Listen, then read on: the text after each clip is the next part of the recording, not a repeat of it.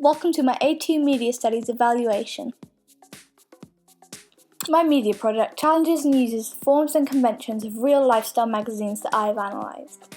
This is first shown through my front cover, as it allows many of the forms and conventions of a typical mainstream lifestyle magazine. I have done this by placing an image of the current star on the front cover of the magazine, supposedly Taylor Swift, as she is an attractive and very popular singer-songwriter at the moment, so this is the archetype I have portrayed my model to be. I have taken a medium close-up shot of the model, along with the model having a direct gaze with the reader, which is typically used when models and celebrities are displayed on front covers of the lifestyle magazines. On the other hand, I have given my model a slight indie look with the jewellery and eye makeup she wears, which differs from the conventional look models are given on the covers of magazines. I have done this as this issue of the magazine is a New Year's edition, which is a chance for the model to use unusual jewellery and makeup, as the demographics for my magazine is mainly those who live in Brighton. It portrays a slight indie nature about the model which Brighton tends to be known for. I have placed the model in the centre of the page as she would be a main feature of this issue. However, I've overlaid the masthead on top of the model's head, which challenges the majority of magazines that place their model above the masthead. This allows my title as well as the model to dominate the page. I also did this because I wanted the A of the magazine and the masthead to be in the yellow gold tone, which wouldn't have been very noticeable if placed behind the model. This would also be a fairly new magazine introduced to Brighton, therefore I'd want the brand name and magazine aesthetics to become well known before I start to hide some of the letters. This would help the magazine to become highly recognised. I've created a black and white magazine with a hint of colour. This is different from many other lifestyle magazines, however I personally feel this suits the more mature audiences that my magazine is aimed at. My masthead is positioned at the top, filling the width of the page, allowing it to stand out. I have used large unusual font of which I downloaded off the website DaFont, letting it be one of the first things readers see when faced with the cover. I chose to use this font as it has a contemporary look and its aesthetics are different from those of mainstream lifestyle magazines. This represents the individuality of this lifestyle magazine and the location it is aimed at. I incorporated a barcode into the bottom corner of the cover, along with the issue number, the date, the brand name, and its location it's targeted at. I included the date and price at the top of the magazine, as this is where they tend to be positioned on the page. The price is in a bolder font, helping it to become more prominent, as this is a key piece of information readers will look for before purchasing the magazine. I wrote a website at the bottom of the page, which I've noticed some but not all magazines do. I feel this would attract more consumers, as they could explore the Wave's information further than just the magazine, allowing for a more interactive experience. My cover lines are situated around the model and not over her to show her importance and making the text very clear and quick to read, which is how almost all lifestyle magazines lay out their pages. If I were to take this further, I would use convergence by adding a QR code that customers would be able to scan with their smartphones, which would take them immediately to the magazine's website or a specific page they were on. This could also be incorporated into the backs of other magazines to further advertise my own, as most media organisations deliver their content to consumers via a multitude of media platforms. I feel both ancillary tasks complement the main product and are an effective combination of advertising mediums. They advertise the magazine I created using two different texts, radio and billboard.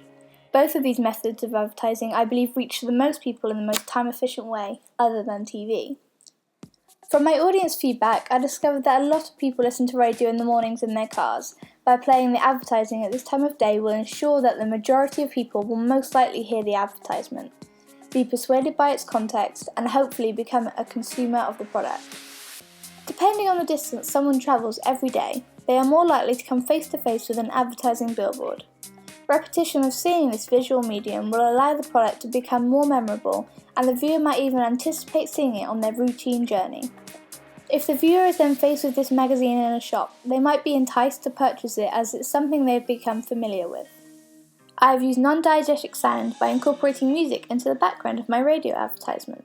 The song I specifically chose is Wave by Mr. Probs, a popular and hugely played song in the past year. I chose to use the instrumental part of the song on replay in the background. This is a calming and recognised track that doesn't interfere with the speaker advertising the magazine. At the end of the ad, for only a few seconds, you hear the chorus Wave After Wave, which is a repetition of the brand's name. I increased the loudness of this part of the song so it became more prominent to listeners. I then faded the song out so the advert came to a clear finishing point. Using this song also supported Richard Dyer's Star Theory.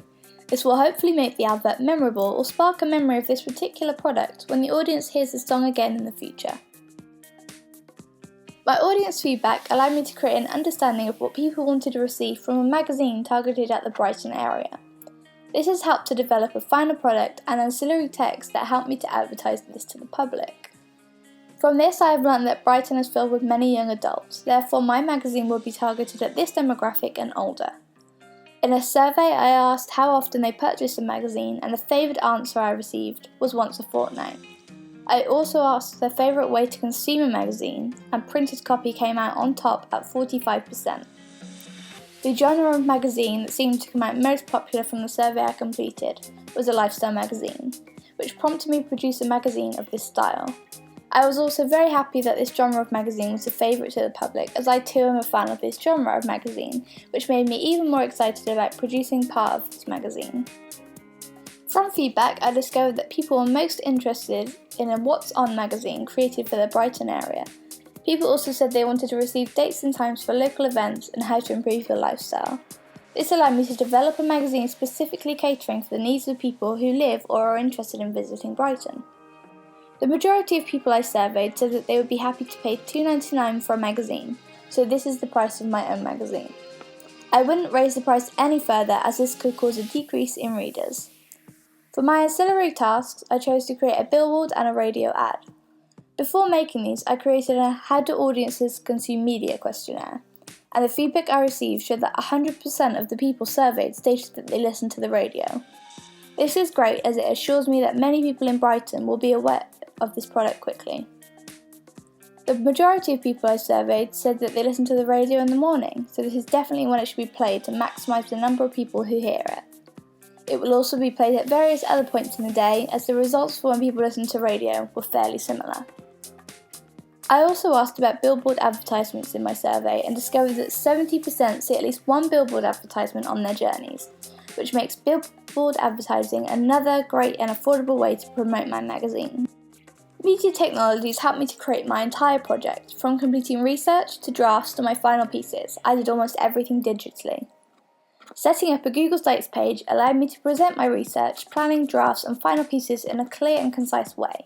I have never used this method of presenting my work before and thought it was great. It allowed me to see exactly what I had done and what needed to be done in order to put together a final piece. I used Prezi to present some of my research. I really liked using the site as I thought it was simple but a more fun and engaging way of presenting my findings or analysis on the magazines I had looked at, compared to a standard PowerPoint presentation. I used my Canon EOS 1100D to take pictures of the pages of the magazines I had analysed. I then incorporated these into my Prezis, which provided a visual aid of what I was talking about. I used my Canon EOS camera to take all the pictures that are displayed in my final products. By using a DSLR camera, I was able to alter the settings to achieve the image I wanted. I really enjoyed taking the photos in my final piece and editing them on Photoshop to receive the results I had envisioned.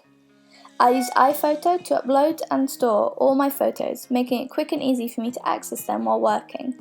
I used a few different lenses while photographing my subjects, but the main lens I used was an 18-55mm Canon lens. I used a tripod for some of my shots where I used a slower shutter speed on the camera. This allowed me to capture crisp images without the risk of blurring them, like for the shot of the fireworks I used in my contents page. I used Adobe Photoshop CS6 to produce my final cover, double page spread and billboard. I've used this program multiple times in the past, however working on this project has allowed me to develop a greater knowledge of the software, allowing me to produce a better final product a lot quicker. I used Adobe InDesign to produce my contents page. I am pleased with how the end products turned out, as I have never used this program before. I was informed of a website called Zafont, where I could download a variety of fonts. This was great as I was able to use the exact font I had pictured in my head for a specific page of the magazine. To create my radio advert for my magazine, I used GarageBand, as this program was already installed on my laptop. I was new to this program as I'd never used it before, which meant having to spend time searching for and watching tutorials on YouTube on how to use this program to produce my final product, convert it and then upload it to YouTube itself, as the file was too big to present in my Google Sites portfolio. I used Keynote to present some of my research. This included my How I Created presentations, which showed how I had completed my final products. I used the program Pages to write small essays or chunks of writing onto. I then either uploaded or copied and pasted this text to Google Sites. I also used an app for note-taking. This was perfect as I was able to note down something that needed to be completed or looked at before it was forgotten. To create this evaluation, I'm using iMovie and GarageBand. This has allowed me to record my voice and include a montage of my work to evaluate the projects I've completed. Overall, the use of media technology has helped me greatly within this project.